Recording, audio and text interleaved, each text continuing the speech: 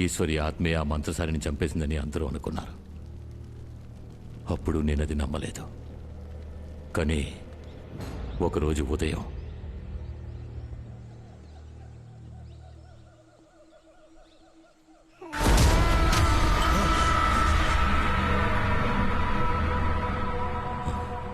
నేనే దాన్ని నా కళ్ళారా చూశాను. అంతఃపురం వరకు వచ్చిన దానికి నా ప్రాణాలు తీయడానికి ఎంతోసేపు పట్టదని భయపడి స్వామీజీతో విషయం చెప్పాను. ఎంత పని చేసావురా? పేతాన్ని అటు ఇటు కాకుండా లేపావు కదరా. రేపేదైనా జరగడం జరిగితే పూజ కారణం అని దుమ్మెత్తి పోస్తారా? నేను కొట్టి చంపేస్తారా? స్వామి ఆపండి, ఆపండి, కొంచెం ఓపిక పట్టండి, వీడిని వదిలేయండి. దాన్ని ఏం చేద్దామో చెప్పండి. మనం వేస్ట్ చేసే ఒక్కో నిమిషము భయం వేస్తోంది.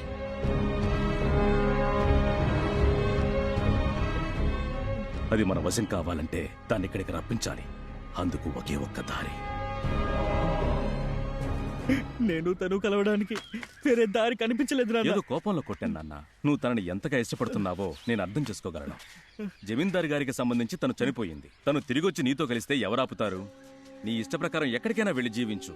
కానీ ఇప్పుడు తను మనిషిగాను కాకుండా శవంగాను కాకుండా ఉగ్రంగా తిరుగుతోంది. అందుకే పద్ధతి ప్రకారం ప్రాణప్రతిష్ఠ చేస్తేనే నువ్వు అనుకున్నట్టుగా సంతోషంగా జీవించగలవు.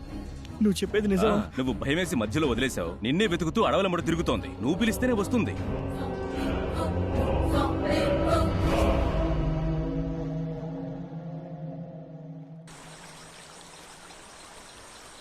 ఈశ్వరి, ఈశ్వరి,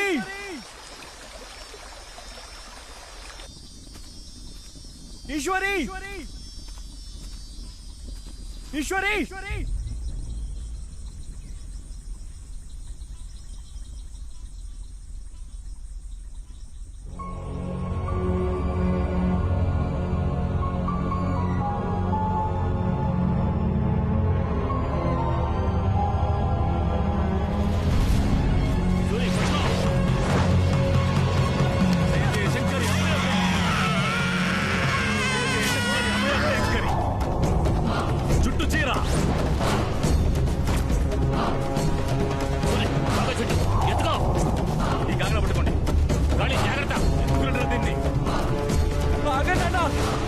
ఎక్కడికి తీసుకెళ్తున్నారు? అయ్యా ఆగండి అయ్యా, తనని నాకు అప్పగించండి. నేను మిమ్మల్ని నమ్మే కదా వచ్చాను. నువ్వేం చేస్తావు ఇక్కడ? కారు దగ్గరికి వెళ్ళు. నానా, తనని నన్ను కలుపుతానని చెప్పారు కదా నాన్న. అసలే నువ్వు సగం పిచ్చోడివి అని మైకంలో పడి పూర్తి పిచ్చోడు అయ్యావా? చచ్చిన దాంతో జతగలవడం మహాపాపం. నన్ను వదులు నాన్న. నువ్వు ఇక్కడే ఉన్నావు.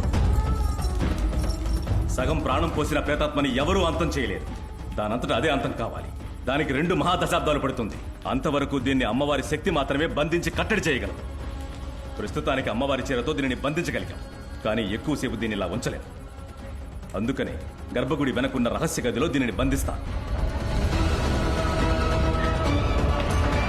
ఓం నమః శివాయ.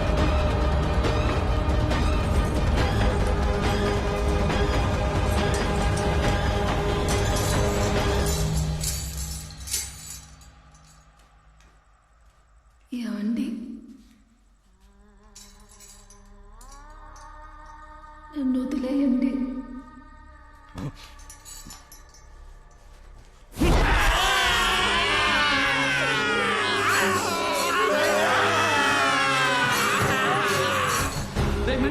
పెద్ద పూజారి గారు అక్కడ లోపల ఉన్నారు. అయ్యా అయ్యా అయ్యా, మీరు దయడం వల్ల మీ అబ్బాయి కొమ్మ గుచ్చుకుని చచ్చిపోయాడు. ఏమంటున్నారా?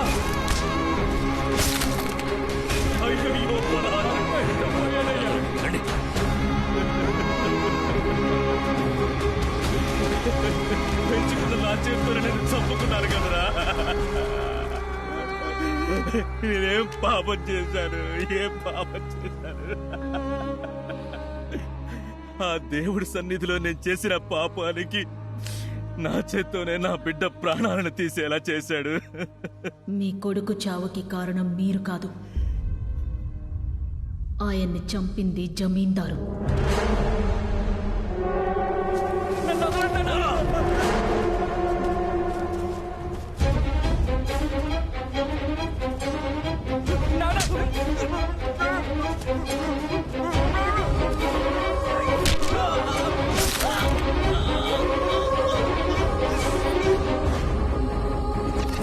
నేనేం పాపం చేశాను? ఏం పాపం చేశాను?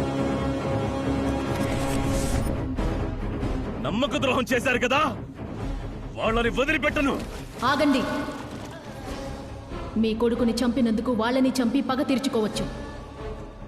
కానీ ఇన్నేళ్లుగా ఆ అంతఃపురంలో ఓ ఆత్మలా తిరుగుతోందే నా కూతురు. తనకేం పరిహారం చేస్తారు? తను జీవించాల్సిన జీవితాన్ని ఓ పనివాడి కూతురు జీవిస్తోంది. అది నా బిడ్డకి దక్కాలి. అందుకు ఆ అమ్మాయి శరీరంలో మీరు నా కూతురు ఆత్మని ప్రవేశపెట్టాలి. నన్ను రాణిలా చూసుకుంటానన్న మాటని వాడు నెరవేర్చలేదు. కానీ నా బిడ్డ రాణిలా జీవించేట్టు చెయ్యాలి. అందుకు మీ సాయం కావాలి. నేనేం చేయాలి? మీ కొడుకు ఆత్మని మీరు లేపాలి.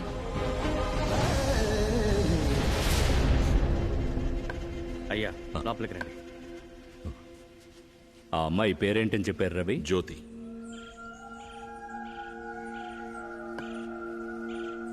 జ్యోతి ప్రాణాలకు ప్రమాదం. స్వామీజీ ఏమంటున్నారు? ఈ రోజు సూర్యాస్తమయంలోగా ఈశ్వర ఆత్మను అంతం చేయలేదంటే తను జ్యోతిని చంపేస్తుంది. ఈ రోజులోగానా? అవును, ఈ రోజు మహాదీపం. సరిగ్గా 22 మునుపు ఇదే రోజున తనని చంపేశారు. ఈనాటితో 2 మహాదశాబ్దాలు పూర్తి కానున్నాయి. ఆలోగా మనం ఆ ఆత్మని అంతం చేయాలి. దానికి ఏం చేయాలి? ఈ రోజు సూర్యుడు అస్తమయం కాబోయే సమయంలో అక్కడ దీపం వెలిగిస్తాం. పంచభూతాలలో మధ్యభూతమైన ఈ దీపశక్తే ఆ దుష్ట శక్తిని అంతం చేయగలదు. సరిగ్గా ఆ సమయానికి ఈశ్వర ఆత్మని ఇక్కడికి రప్పించాలి. అది వీలు పడుతుందా స్వామీజీ? అందుకొక దారుంది.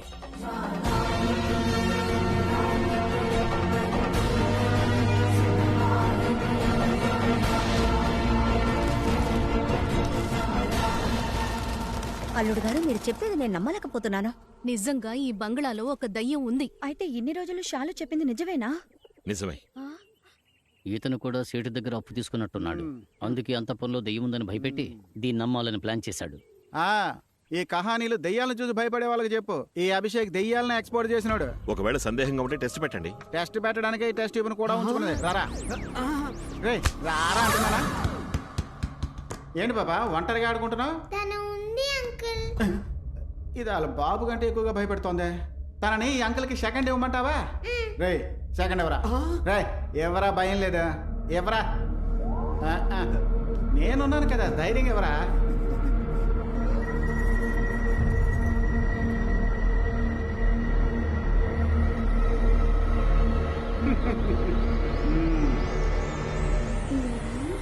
రైట్, మేనర్స్ లేదు. హలో అంటూ చెయ్యవరా? హలో, ఏంటి బాస్, చెయ్యి మాత్రమే వచ్చింది. దానికి నీ మీద ప్రేమ పొంగింది అనుకుంటా. ఎముకలు కూడా దయ్యం మంచి కాంబినేషన్. ఎక్కడ సెట్ దెయ్యం మేడం, నేను చూడడానికి పెద్ద మనిషిలా కనబడతాను. గుడులో చంటి పిల్లాండి, దయచేసి నన్ను వదిలేయండి ప్లీజ్.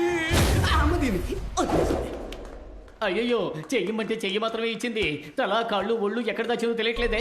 ఇంట్లో ఉన్న ఆత్మని కొండ మీద ఉన్న గుడికి రప్పించగలిగితే దాన్ని వెతుక్కుంటూ రాఘవ ఒంట్లో ఉన్న వాళ్ళ అమ్మ ఈశ్వరి తప్పకుండా మరి వస్తుంది. ఇంకెందుకు ఆలోచన, త్వరగా కానివ్వండి. అదంత సులభం కాదు. 22 ఏళ్లుగా ఇక్కడే ఉన్నందువల్ల ఈ అంతఃపురంలో దాన్ని అదుపు చేయడం చాలా కష్టం. కొంచెం ప్రయత్నించి దాన్ని ఇంటి బయటికి తీసుకొస్తే ఆ ఆత్మని కట్టిపడేయడానికి స్వామీజీ రెడీగా ఉన్నారు. అందుకు మీరంతా హెల్ప్ చేయాలి. సరే, కానీ మేమేం చెయ్యాలి? ఇప్పుడు మనం షాలు ద్వారానే బయటికి రప్పించాలి. జ్యోతి, నువ్వు కారులో వెయిట్ చేయి, నేను వస్తాను. అల్లుడు గారు, మీరెక్కడికి వెళ్తున్నారు? ఏం లేదు, పూజకు కావాల్సింది ఒక బ్రహ్మచారి రక్తం. అది వెతకలేదు.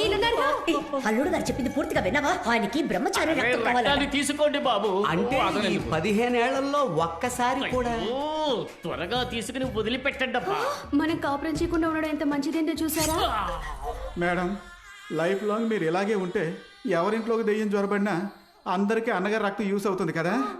నేనేమైనా బ్లడ్ బ్యాంకరా? సరే, మీరంతా కలిసి ఆత్మని బయటికి రప్పించండి. ఒక్కో నిమిషం చాలా ముఖ్యం. వస్తాను.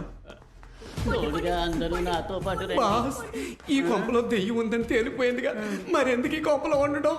వాళ్ళు వెళ్ళపోతే మనకేంటి? రెండు వెళ్ళిపోదాం. ఇలా కబుర్లు చెప్పి నన్ను బయటకు పంపించి ఆ 10 కిలోల బంగారం నువ్వు దొబ్బేద్దావనా? ఎంగిల్తో మొహం జరిపేస్తా. పదరా.